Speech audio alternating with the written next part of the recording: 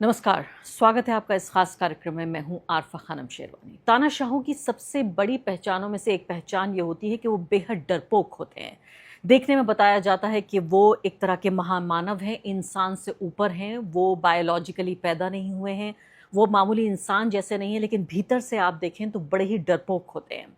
आप ये देखिए कि जो कॉकरोच पार्टी है, जी हाँ, एक छोटी सी पार्टी, बिल्कुल चूजे जितनी पार्टी, अभी तो मुर्गा या मुर्गी भी नहीं बनी, चूजे जितनी पार्टी, उससे इतने हिल गए हैं सत्ता के खंबे कि अदालतों से लेकर और एक्टिविस्ट तक हर जगह से उनको डराने धमकाने की और उनके सामने एक दीवार खड़ी करने की कोशिश हो रही है कि किसी भी तरीके से ये जो एक डिजिटल मूवमेंट है छोटा सा, जो एक व्यंग से सैटायर से उभरा है, वो कहीं भी कोई ऐसी असली शक्ल ना ले ले जो कि एक तानाशाही के लिए एक तरह की चुनौती या चैलेंज के तौर पर उभर जाए। जी हाँ, मैं कॉकरोच जनता पार्टी का जिक्र कर रही हूँ। अदालत में आप जानते हैं कि वो उनका मुकदमा गया हुआ है, जहां ट्विटर पर उनका एक बड़ा ट्विटर अकाउंट था, इस पे कई लाख फॉलोअर्स थे।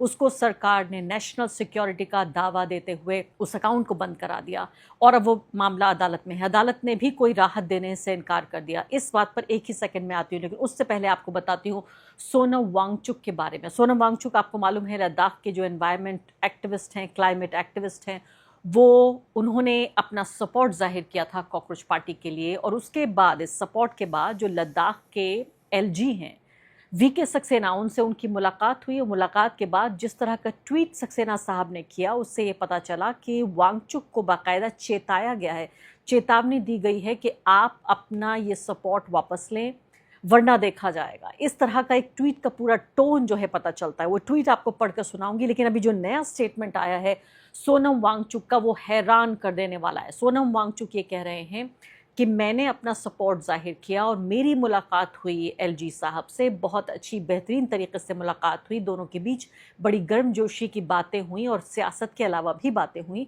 लेकिन उसमें कोई भी चेतावनी या धमकी जैसी बात नहीं थी और पूरे तरीके से झूठ बोला गया है एलजी के जरिए। और उन्होंने ये मीडिया को ये वीडियो क्लिप जारी की है और कहा है इसका इस्तेमाल करें और लोगों तक पहुंचाएं। आइए सुन लेते हैं। उस मेजबान ने अपने मेहमान के बारे में दुनिया को बताया ट्वीट करके कि इस मेहमान को मैंने कड़ी चेतावनी दी, वो ऐसे बयान ना करे, वो ऐसे वक्तव्य ना दें, बाज आए, बन जाएगा ना आपके ट्रस्ट और भरोसे का फलूदा।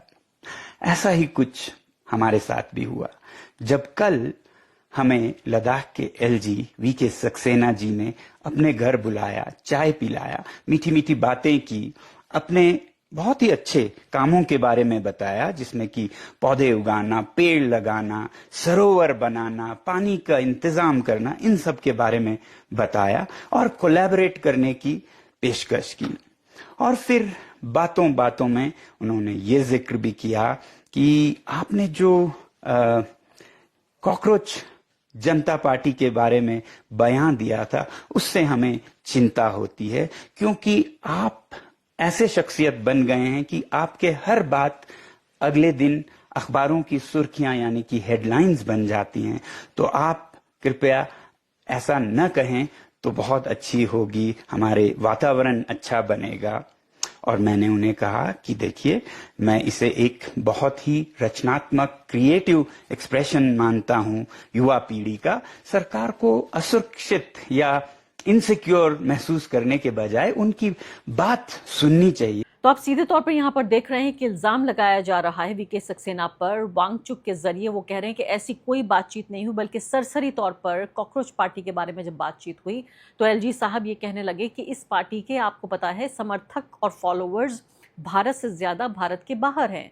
तो उन्होंने कहा, मैंने अपने मन में ये सोचा कि इसी तरह की विदेशी ताकतों से फलते फूलते लोगों का जो एक आरोप है वो वांगचुक साहब पर भी लगाया गया था, जिसके तहत उनको कई महीने तक तिहाड़ जेल में रहना पड़ा। उन पर नेशनल सिक्योरिटी एक्ट लगाकर कि वो राष्ट्रीय सुरक्षा के लिए खतरा है, उनको जेल में सड़ा दिया गया। उसके बाद वहां से भी उनकी कई चिट्ठियां आई, जैसे तैसे किसी तरह उन्हें जमानत मिली। तो वो कहने लगे, मैं अपने मन में हंसने लगा कि इसी तरह के हूबहू आरोप लगाकर तो मुझको भी फंसाया गया। ये वांगचुक साहब कह रहे हैं अपने वीडियो स्टेटमेंट में, लेकिन साफ तौर पर ये कह रहे हैं कि इस बात को मैंने सोचा कि इस तरह की कहानियां तो बनती रहती हैं और मुझे एनएसए लगाकर जेल भेजा गया। मैंने इस पर रिएक्ट करना मुनासिब नहीं समझा, जब तक कि मैंने देखा कि टीवी चैनल इसको एक धमकी, चेतावनी की तरह देख रहे हैं कि हाँ, एलजी साहब की बात पर वो ये कह रहे हैं कि मैं अपनी सपोर्ट के बारे में कॉकरोच जनता पार्टी को दोबारा सोचूंगा। आपको याद है कि इससे पहले वांगचुक ये कह चुके हैं कि वो एक तरह के ऑनरेरी मेंबर हैं कॉकरोच जनता पार्टी के, यानी एक तरह की उपाधि उनको मिली है, एक ऑनरेरी मेंबर हैं वो, यानी कि एक्टिव मेंबर नहीं है, ऑनरेरी है, एक तरह की उपाधि के तौर पर वो देख रहे हैं। तो आप ये देखिए कि वांगचुक सीधे तौर पर ये कह रहे हैं कि पूरे तरीके से उनको पहले धमकाया, यानी धमकाया नहीं गया, कॉर्डियल बातचीत हुई, लेकिन पब्लिक में इसको दिखाया गया कि उनको धमकाया गया है। तो वो एलजी साहब का पहले उनको धमकाए जाने का ट्वीट, यानी पहले झूठ और फिर धमकाए जाने का ट्वीट, और उसको पर्दाफाश करते हुए उन्होंने ये वीडियो जारी किया है। सीधे तौर पे ये वीडियो बताता है कि सरकार और पूरा जो सरकारी अमला है वो किस तरह से इस पूरे मुद्दे को देख रहा है। तो इससे पहले वो ये बयान दे चुके थे। वांगचुक कह रहे हैं कि I am a huge admirer of cockroach party and I remain the same. मैं समर्थक रहूं, काफ़ी बड़ा समर्थक हूं, और मैं इसी तरह से समर्थक बना रहूंगा। और मैंने जो भी कहा कि मैं एक ऑनरेरी कॉकरोच हूं, मैं इसे सपोर्ट करूंगा और हमेशा सपोर्ट करता रहूंगा। और आगे बढ़ने से पहले एक अदना सी गुजारिश कि आप मेंबर बनिए मेरे चैनल का आरफा खानम शेरवानी। अगर आप मेंबर बनते हैं, आपके समर्थन से आप मेरा हाथ मजबूत करेंगे, इतना मजबूत कि मैं सत्ता का कॉलर पकड़ के सवाल पूछ सकूंगी, और जो हमारे समुदाय में हाशिए के जो तबके हैं उनकी आवाज उठा सकूंगी। आप यकीन जानिए, आपका एक छोटा सा सहयोग मेरे लिए इतना बड़ा होगा जिसके लिए आप अंदाजा भी नहीं लगा सकते।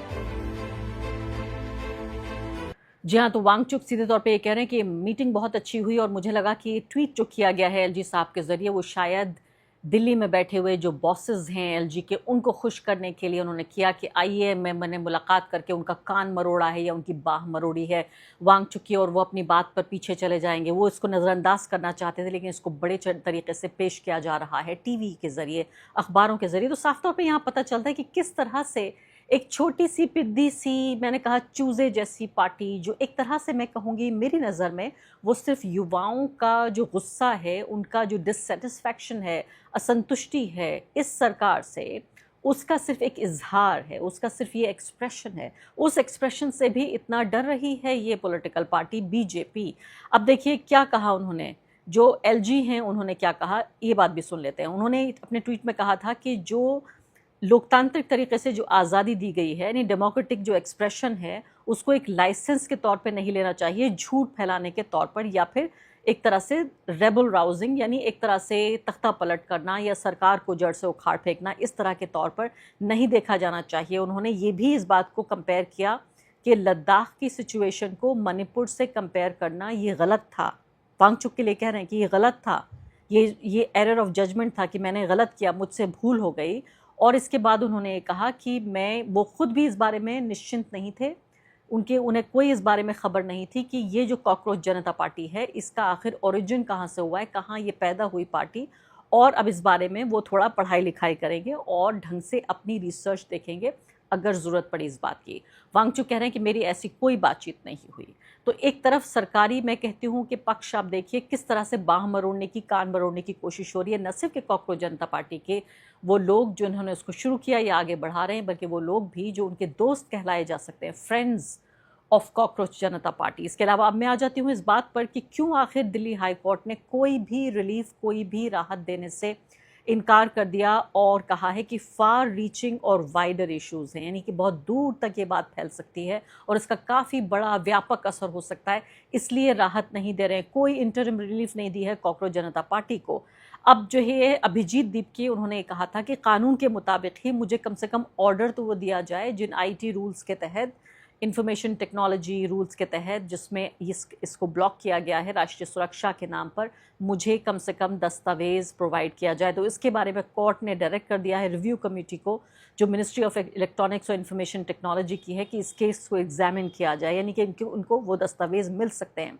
तो आप सीधे तौर पर यहाँ देखिए कि किस तरह से जो अभिजीत दीपके हैं उनको परमिशन तो इस बात की मिल गई है कि वो अमेरिका में रहते हैं, कि वहीं से वो वर्चुअली, यानी वीडियो कॉन्फ्रेंसिंग के ज़रिए वो अदालत में अपनी बात रख सकते हैं, अपना पक्ष रख सकते हैं। लेकिन सोचिए कि एक व्यक्ति जिसने करोड़ों लोगों को वो एक प्लेटफॉर्म दिया जहां वो अपने गुस्से का इजहार कर सकता था, वहां उसे कितना परेशान किया जा रहा है। हमारी अदालतें भी इस बात को लेकर दुख भी होता है, तकलीफ़ होती है कि पहले माना जाता था कि इस तरह से जो फ्रीडम ऑफ एक्सप्रेशन से जुड़ी हुई चीज़ें हैं, चाहे वो सामाजिक कार्यकर्ताओं का मामला हो, चाहे वो पत्रकारों का मामला हो या विपक्ष के नेताओं का मामला हो या इस तरह से युवाओं के एक्सप्रेशन का मामला हो, अदालतें हमेशा हमारे अधिकारों और हमारी जो अभिव्यक्ति की आज़ादी है उसके साथ खड़ी रहती थी, नरेंद्र मोदी के शासन के बावजूद भी। लेकिन मैं कहती हूँ कि पिछले 1-2 साल से एक अजीब सी ये प्रवृत्ति नज़र आ रही है कि अब अदालतों पर भी विश्वास करना बहुत मुश्किल हो गया है।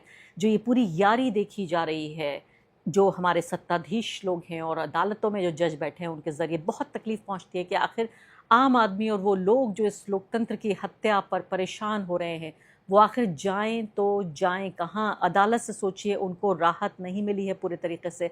अब ये कॉकरोच जनता पार्टी, ज़ाहिर है इनके पास ये ऑप्शन तो है कि वो दूसरा कोई ट्विटर हैंडल बना सकते हैं, लेकिन आपको पता है कि किस तरह से चीफ जस्टिस ऑफ इंडिया ने उन्हें कॉकरोच कहा था बेरोज़गार लोगों को, पैरासाइट कहा था बेरोज़गार लोगों को, और उसके बाद से ये पूरा गुस्सा उभरा था। तो साफ तौर पे मैं इतना कहना चाहती हूँ उस कार्यक्रम के अंत में कि कॉकरोच जनता पार्टी ने बिना उसके किसी फिज़िकल एग्जिस्टेंस के पूरे तरीके से सरकार को पसीना ला दिया है, उसकी पेशानी पर बल पड़ गए हैं, और इसी तरीके से वो इससे जुड़े हुए कोई भी लोग या उनके दोस्त या उनके आसपास के लोग या उनसे कोई भी मदद मिल सकती है, इस पूरे आभास से ही दूर बचकर उनके कान और बाँह मरोड़ देना चाहते हैं। यानी पार्टी का ज़मीन पर उतरने से पहले ही असर हो चुका है।